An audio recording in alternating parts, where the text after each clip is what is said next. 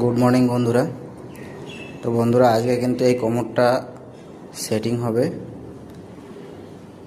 তো কোমর কিন্তু এখন আজকে বসবে না, শুধু পাইপটা সেটিং হবে।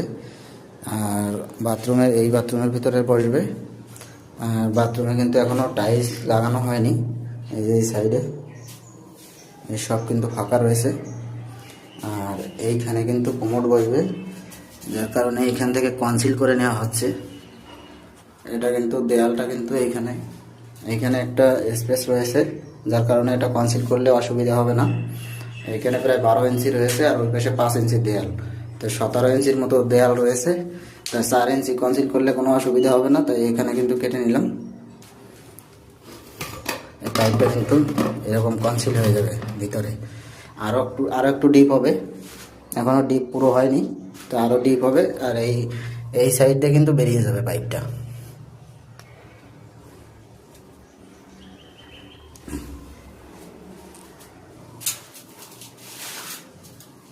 তো কোমরটা কীভাবে বসবে আশা করি সবাই বুঝতে পেরেছো।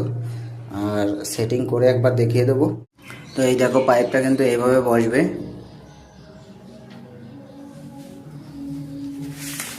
কাটিং কিন্তু সম্পূর্ণ হয়ে গেছে। এরপরে কোমর টেনে এখানে বসাবো।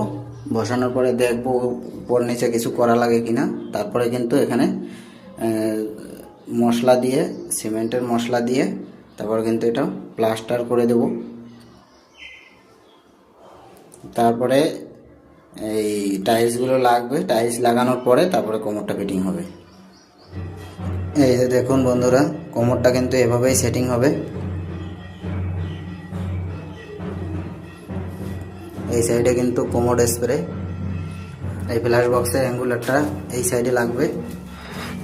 আর পাইপটা কিন্তু এখান থেকে যাবে কনসিল হয়ে।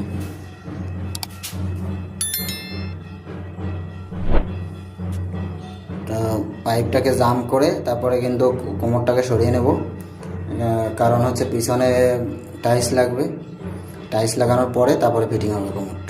তো আজকের ভিডিওটা এ পর্যন্ত রাখছি। সবাই ভালো থাকবেন, সুস্থ থাকবেন, আর আমাদের ভিডিও দেখতে থাকবেন।